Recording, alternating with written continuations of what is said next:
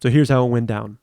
This was the very first Enduro we'd done as a team, and the first race weekend for the number 25 BMW with its new S52 engine, since Blair turned the old M50 into porridge a few weeks before. Yes, we were going to put in the S52 either way, but it's more fun to blame Blair. Matt Milling would be driving second, I drove first. Endurance racing isn't just about speed, it's about making things last. The engine, drivetrain, chassis, but especially the tires and fuel. The faster you go, the more you use, and making pit stops means not making progress. It's a fine balancing act. Fifth gear and as little throttle as possible on the warm-up lap. Even one extra lap on a tank of gas is an advantage. But if you're going easy and the next guy isn't, well, it's still a race after all. And you gotta be the first one across the line after 3.5 hours. That's where these guys come in. This is the Morewood Creative Team. It's an E36 330i built to the Razor's Edge V2. Sitting behind the pit wall, Justin Ross. Behind the wheel, Larry and Eric Moore. No relation. Just a few months prior, they won first and second at the 25 Hours of Thunder Hill. We would have to be perfect to stand a chance. Green flag should be coming around turn 8.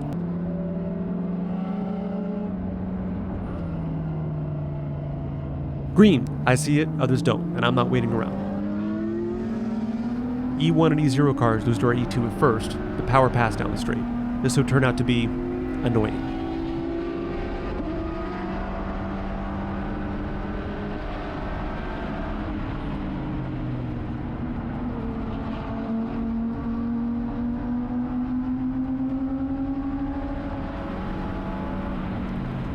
I go for the inside in 2, but the Z4 shuts the door. A hungry E1 car right behind me and Morewood right behind them. Morewood makes a pass and I get split while getting held up at 3. I shoot for the middle, but again the Z4 slams the door on me and I have to get on the brakes. I definitely had plenty of overlap this time, but what are you going to do? Morewood had a great start, but now they're in the same position I was. The Z4 outmotors them and makes a pass in 3. I see an opportunity to go high.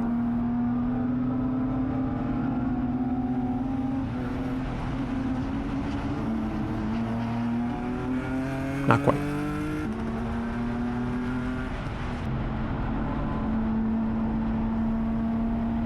The E1 car goes by an 8 and Morewood overcooks 9 and goes 2 off. Opportunity.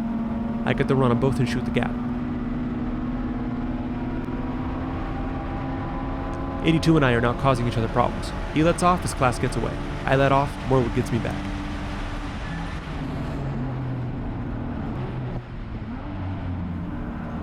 Back to this game, now with a new player. The prototype monsters all of us in straights, but can't make a turn. I go high in Omega.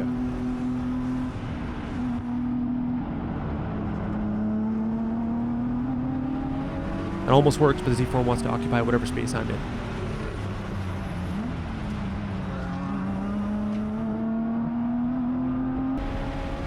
'82 goes through again, and Morewood is right there. Thankfully, another E1 car gets in between. Not much can be done here when everyone else has more power. Just bide time and wait for opportunity.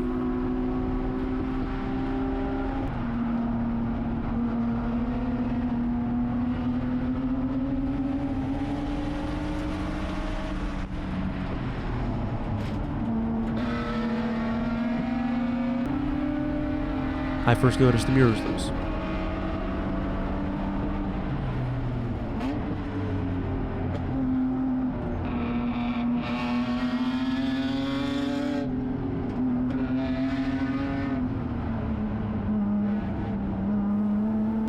Everyone is stacked up at 9, but the prototype leaves the track. Now just these two to try to clear.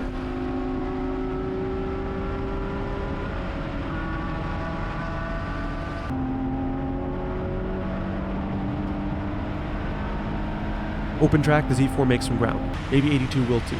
I let him go at 8. Morewood drops back. Our average pace is a little bit quicker. Now we settle in. Let faster classes go. Get through traffic as smooth as possible. Pass. Get past. Get past. Pass. That's 2 E2 cars we have on overlap now.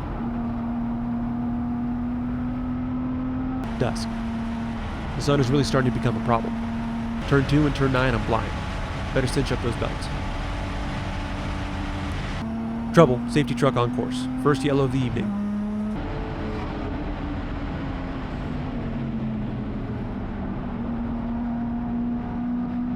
you see that car in the glare? Our old friend 82.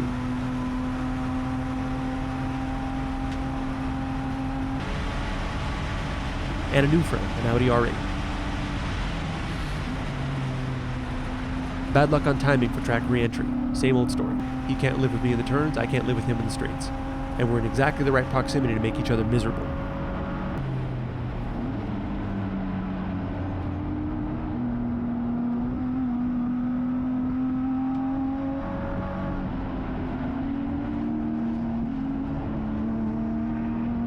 Might as well save some gas.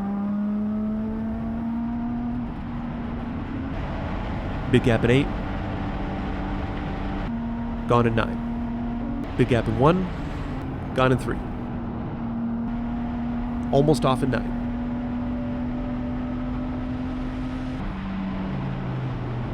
And now it's a problem. I can't wait around, and neither can he.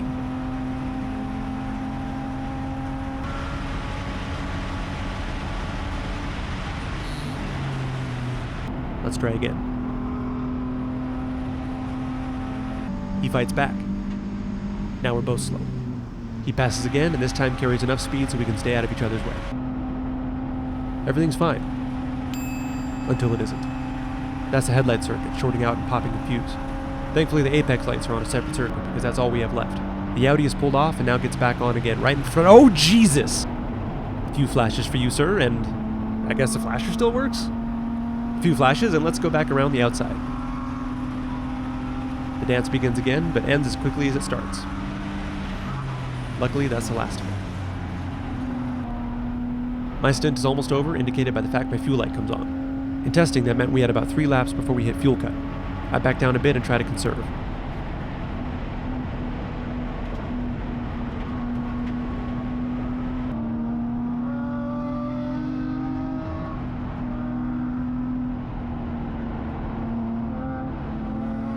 A medium-sized supernova appears behind. Not thinking, I let them go. Whoops.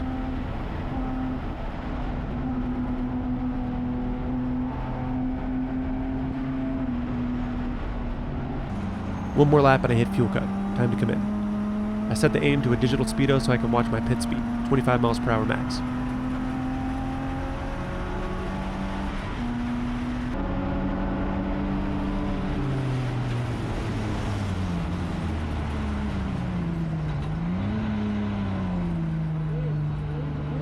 Get everything ready.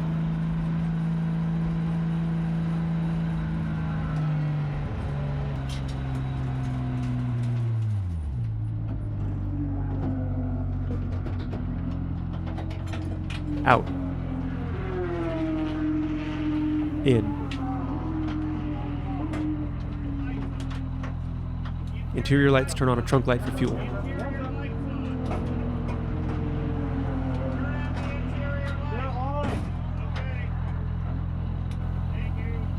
You're welcome. In testing, we knew we were wearing the left front too fast, so our strategy included a planned tire change on our first stop. But we can't touch the car until fueling is done. There's a bad vibration on the brakes. Be gentle on the brakes. Got it? You have no driving lights. Be careful.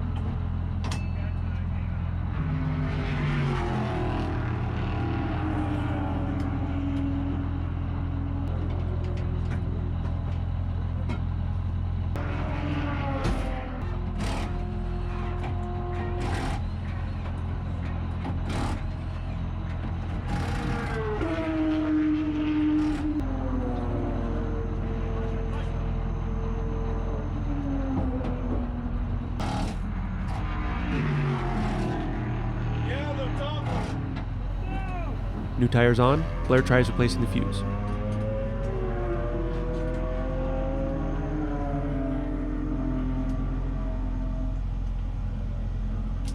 No dice.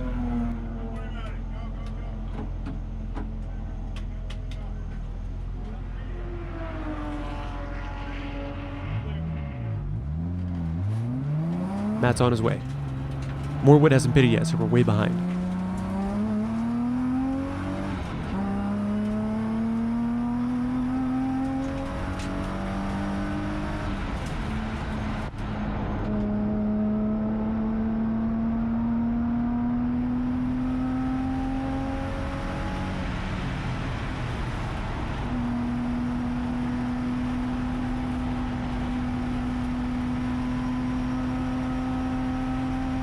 Matt tries the driving lights once more.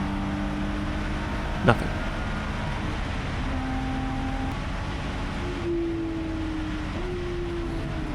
Just one lap in and Matt has made himself a friend of a GT3 Cup car. At first, it looks like it might be R8 all over again, but this car has a bit more corner speed.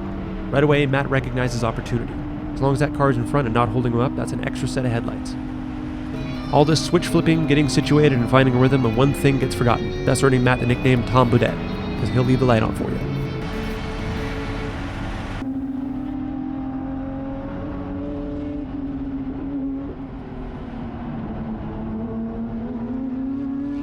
What we wouldn't give for a few hundred more horsepower. The GT3 and its headlights take off while Matt fights his way through traffic. That won't slow him down much.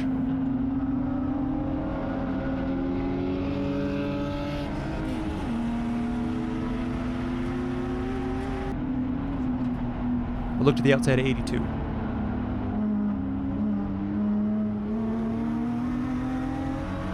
It sticks. Around another E1 car. Hope you didn't like that rear-facing camera too much because it cuts out. It gets darker and the Cup car starts to slow down. This is starting to become a problem. A powerful car can run as it pleases while holding up a momentum car. A momentum car can do very little about it.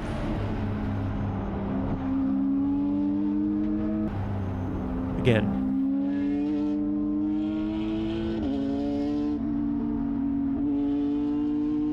And again, goodbye.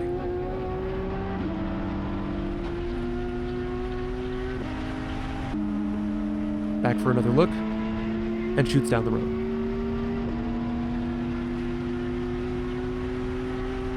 Finally, equilibrium. That's the GT3 up there. You can still hear it, and it's still lighting the way.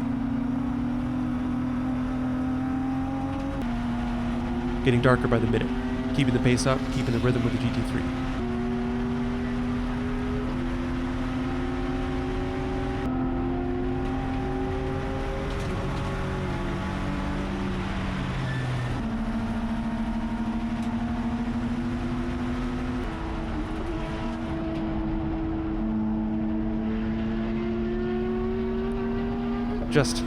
Just a few hundred more, please.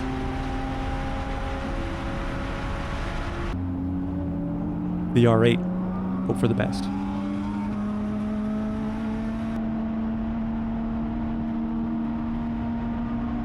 The Porsche goes in for fuel. For the first time in the pitch blackness, Matt will have to rely just on his Apex lights. If he can clear the Audi, that is. A dive to the outside of 2. If Matt can make just enough distance to get to 8 first, the Audi likely won't be able to pass.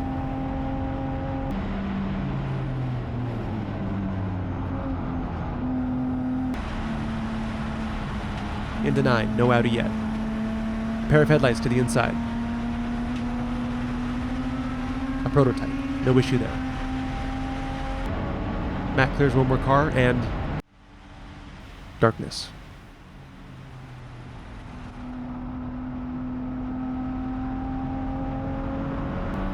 Through a cloud of dirt and back at it, cutting through traffic.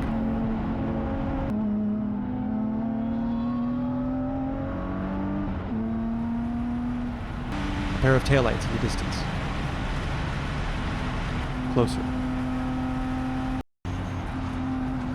Sure enough, that's Morewood. Matt's average pace is high enough to drag himself back to their bumper.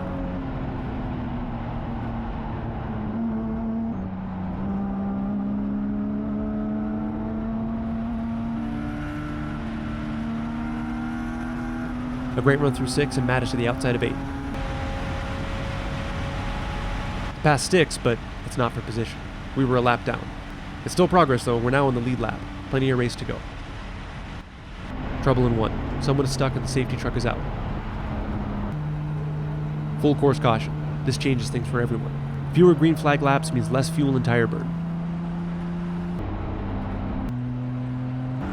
A few laps burned and we're back to green. The bunched up fuel means the driver who gets through traffic best gains the biggest advantage. Matt's job? Go like hell.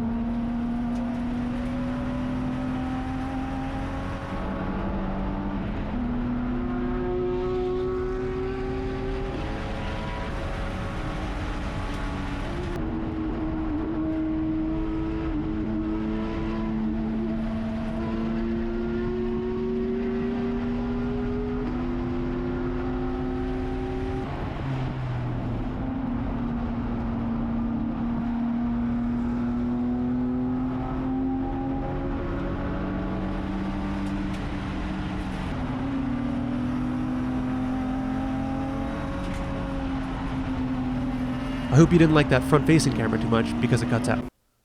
But we came with a spare. This is the AIM Smarty Cam. Data's a nice touch, but the low light quality is nothing to write home about. More wood pits for fuel and driver change. It's a fast stop, very efficient. They come back on track just a few cars in front of Matt. They have the E2 lead still, but only just. This is a battle for position now.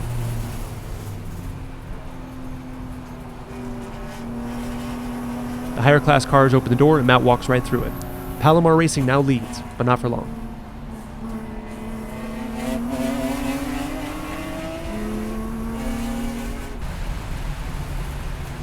The E1 car shows the dangers of losing focus in 9. An E2 car almost does the same. Then it's time for Matt to pit for fuel.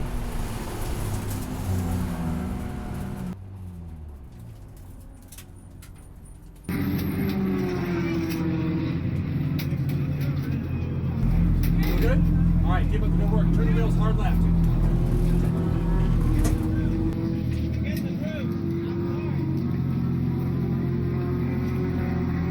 2 cans of gas go in while Matt stays in the car. I inspect the tires to see if we can make it to the end. It's a good stop. Are we good over here, Dave? Yes, we are not changing tires.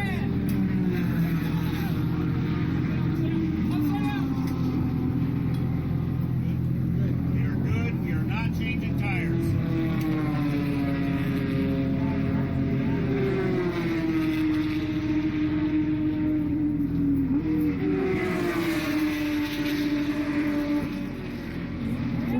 Keep it upside down, upside down.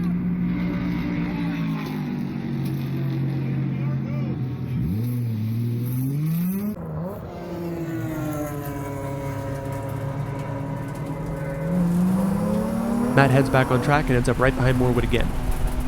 What are the odds? We're now exactly 1 lap down, but we know we can make it to the end on fuel. In the pits, the calculations begin. Assuming Matt gets around Morwood, how fast would we have to go to catch them in the time remaining? Is it even possible? Meanwhile, Matt pours on the pressure. Nothing matters if we can't get around that car.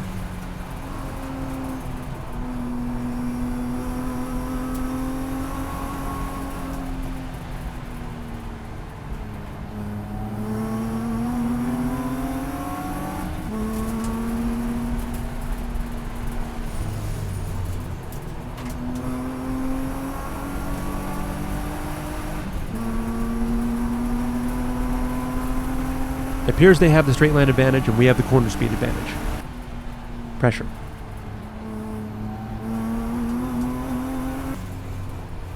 Pressure.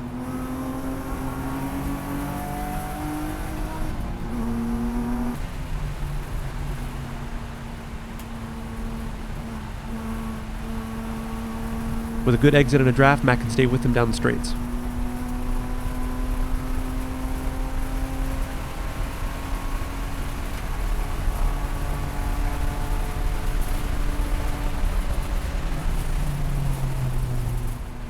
Traffic.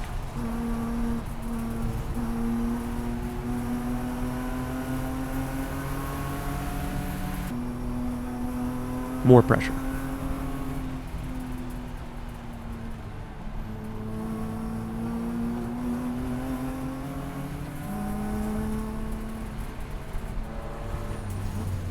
Blocked. Not what we need, but Matt gets a great exit regardless.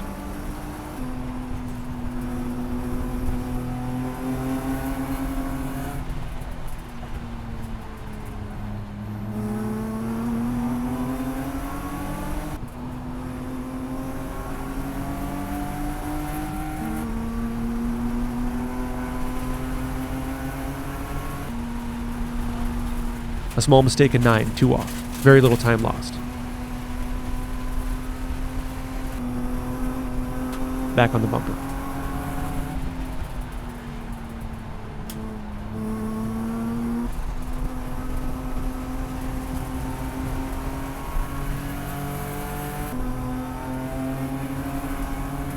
Mistake for Morwood and Matt cuts to the inside, but they fight back and hold position.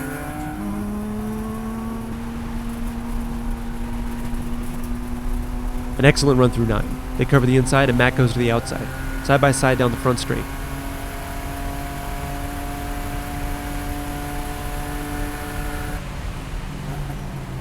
Matt goes for a cutback,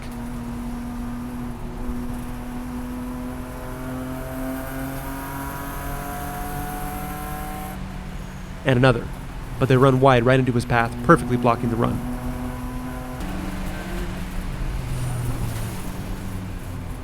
Some faster class cars to contend with.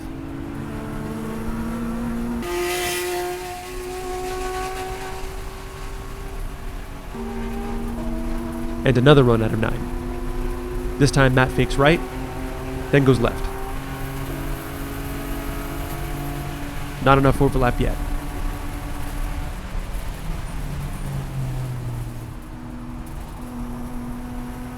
Either Morwood is slowing down or Matt is speeding up. Just needs an opening.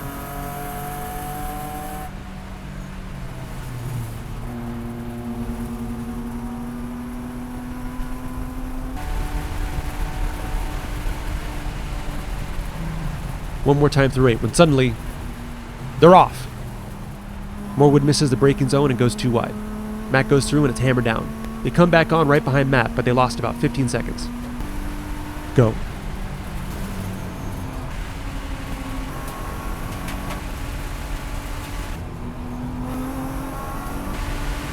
Matt continues to make up ground. We continue to do the math. Straight up, we can't close that much of a gap. There's just not enough race left. They would have to come in again for fuel. Even then, it would be close. And then, they came in. But it wasn't fuel they were after. It was a tire. A right front. There's no way they wore out a right front at Big Willow, which must mean it got damaged in the off. Matt comes back around and makes a pass while they're fitting the new tire. They get back on the ground and go, but we have a gap. Not long now. We tell Matt to conserve and run 136s. We should have plenty of fuel, but our left front tire is shooting sparks. That means it's down to cords and won't last long. 36. 36. You again! And 36. That was it. Checkered flag. 3.5-ish hours later and we won, but only just. Oh! There it is! That's Justin coming to congratulate us. And to issue a challenge. Justin, thank you for the race. Hell of a race, bud. Hey, best of 3. Here, Nationals 25. We like it. We like it. We'll take that. We'll take that. An excellent sportsman and an even better competitor. Yes. Game on. Woo! Yes. On the pit stops, everything, guys. What a job. Hey, you just need a car to run 25 hours in front of the hill. That car won last week. They're well put together.